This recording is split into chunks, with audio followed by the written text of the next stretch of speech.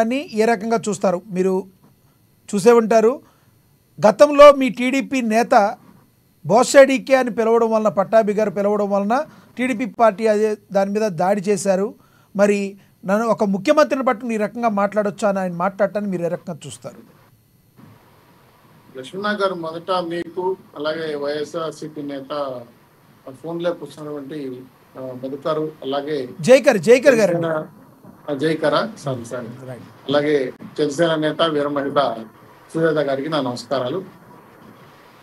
గత 5 ఏళ్లుగా దుర్మార్గమైన పరిపాలనకు పరాకాష్ఠగా మారిన వైఎస్ఆర్సీపీ ప్రభుత్వం, ఆ రోజు వాళ్ళు చేస్తే అది భోగం, మేము చేస్తే వ్యాపారం, లేదంటే ఇంకో రకమైన తప్పుల వాదాలు వస్తాయి. ఈరోజు ఒక క్రిమినల్ని చూడడానికి ఇంకో క్రిమినల్ జైలుకి పోయాడు. అంటే నేను అడవేదంటే వైఎస్ఆర్సీపీ పార్టీ నాయకులందరూ కూడా సంఘ వ్యతిరేక శక్తుల సమూహమా? ఇది రాజకీయ పార్టీ కాదా? అంటే సోషల్ ఎలిమెంట్ గ్యాంగ్ అని పేరు పెట్టుకుంటే బాగుంటుంది. ఎందుకంటే 4 స్టార్స్ అక్కడే ఉన్నారు, అలాగే రౌడీలు, గూండాలు అని చెప్పుకుని దందాలు చేసే దుర్మార్గులు అక్కడే ఉన్నారు, మహిళలు రేప్ చేసే వాళ్ళు అక్కడే ఉన్నారు, రాత్రికి రాత్రి ఇసుక, రెడ్ శాండిలు, దేవుడి విగ్రహాలు, బంగారు రథాలు, దుర్గమ్మ సింహాలు అన్నిటికి పోయే డెకాయిట్లు కూడా అక్కడే ఉన్నాయి. నేను ఏమడుగుతున్నానంటే, జగన్మోహన్ రెడ్డి గారు రాజకీయ పార్టీ పెట్టారా, సోషల్ ఎలిమెంట్ గ్యాంగ్ పెట్టారా? ఏ రకంగా చూసినా మీరు ఈ రకంగా బిహేవ్ చేస్తే ప్రజాస్వామ్యాన్ని కాలరాసిన వాళ్ళు అవుతారా కాదు? ఎస్, ఆ రోజు మీరు ముఖ్యమంత్రిగా ఉన్నారు, మా అధికార ప్రతినిధి పట్టాభి గారు మిమ్మల్ని బోస్రీకే అన్నారు. మేము అనలేదు, చెప్పలేదు, అన్నా అని చెప్పారు.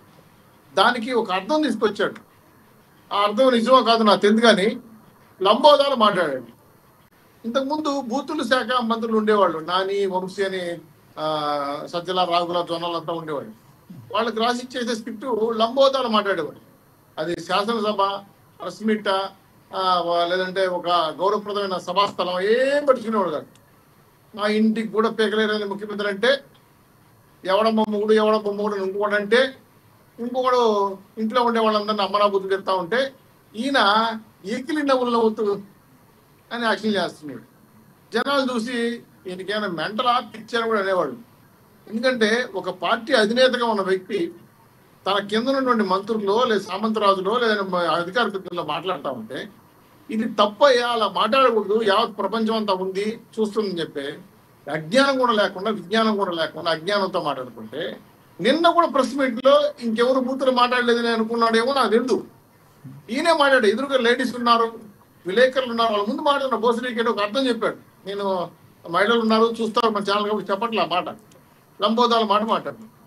అంటే మీరు సమాజానికి ఏం మెసేజ్ ఇస్తున్నారండి? అంటే మీకు బీపీలు పెరిగితే అభిమానులకు వచ్చి నేరుగా వచ్చి ఇతరుల మీద రాజీ చేయొచ్చా? ఇది ఏ రాజ్యాంగం? వైఎస్ఆర్సీపీ రాజ్యాంగమా? ఒక 100 కార్లు, 100 మంది మనుషులు, రాడ్లు, కర్రలు దుర్మార్గంగా సుత్తులు ఎత్తుకొని పోతే దాన్ని వినతి పత్రం వేయడంటారా, లేదా ధర్నా చేయడం అంటారా? ఒక పార్టీ ఆఫీస్కి వచ్చి దుర్మార్గంగా దాడి చేస్తూ ఉంటే కేసు పెట్టడం వదిలేసి కనీసం వాళ్ళ మందలించే పరిస్థితి కూడా లేకుండా చేస్తూ ఉంటాను. నువ్వు చంద్రబాబు నాయుడు ఇంటికాడికి పోతారు, మేము ఆయనకి వినతి పత్రం చేయలేకపోయినా అంట అని చెప్పి జోగ్రామ్ వీడికి వచ్చి పార్టీ ఆఫీస్ దాడి చేస్తారు. ఆడ నిరసన తెలియజేయడానికి వచ్చారంట. ఎవరన్నా చెబితే నోటితో నవరంటే వేరే దాంతో నవ్వుతారు, అసహ్యంగా ఉండే చెప్పడానికి కూడా. ఈ సోషల్ ఎలిమెంట్ గ్యాంగ్ నాయకుడు జగన్మోహన్ గారు మాట్లాడుతూ ఉంటే వచ్చిందెందుకు? నువ్వు ఒక వ్యక్తి పార్టీ ఆఫీసులో దుర్మార్గంగా దాడి చేస్తే కేసు పెడితే జైలు వేశారు. ఆయన్ని చూడటానికి ఈ క్రిమినల్ వచ్చాడు. 42 కేసులు అడ్డంగా పెట్టుకొని, 18 కేసులు జైలు పెట్టుకొని, 320 పిటిషన్లు పెట్టుకొని 11 నెలలకు వాయిదాలు పోకుండా కేసులు వేసుకుని తిరుగుతున్న ఇంకో క్రిమినల్ వచ్చాడు.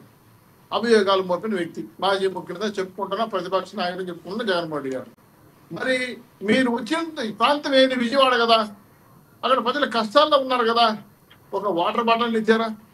₹1 ఇచ్చారని నాకు తెలీదు. 5 ఏళ్ళుగా కూర్చొని పబ్జీ గేమ్ ఆడుకుంటూ ఎగ్ పప్పులు 3 కోట్లు తినేసాడు. ₹1 ఎవరికి ఇచ్చాడు? నీకు ఇచ్చాడా, నాకు ఇచ్చాడా, లేదా పవన్ కళ్యాణ్ ఇచ్చే చంద్రబాబుకి ఇచ్చారా? ఎవరికి ఇచ్చారు ₹1?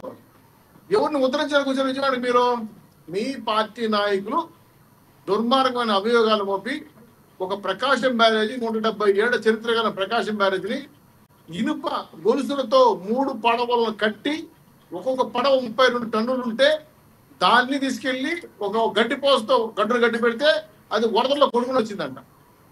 మిగతా ఆ 3 పడవలు మాత్రమే కొట్టుకొచ్చాయి, అది కూడా వైఎస్ఆర్సీపీ రంగులు వేసుకొచ్చినాయి. మిగతా పడవలు కొట్టుకోరాలా, ఎందుకంటే వాడికి జగన్మోహన్ రెడ్డి వార్నింగ్ ఇచ్చినాడు నువ్వు కొట్టుకురాకూడదు అని. ఆ 3 పడవలే వచ్చాయంట. ఆ 3 పడవలే వచ్చి కృష్ణాన్ని ఢీకుంటాయంట. దుర్మార్గం. ఏంటి సార్ నాకు అర్థం కాదు, ఏం మెసేజ్ చదువుకున్నా మీరు జగన్మోహన్ గారు? అయి పైగా ఓటు పోయిన వాళ్ళు ఏమన్నా సార్, మీ కారు తప్పిపోతే ఏం చేస్తారు మీరు? పక్కింటి వాళ్ళని ఎదురింటి వాళ్ళని సీసీ కెమెరా ఎదుగుతారు మీరు. తప్పని పరిస్థితుల్లో మీరు పోలీస్ కంప్లైంట్ ఇస్తారు. మరి వారం రోజులుగా బోట్లు పోయింటే బోట్లు దారిపోసిన వాళ్ళు ఏమయ్యారండి? ఎందుకు కంప్లైంట్ ఇవ్వలేదండి?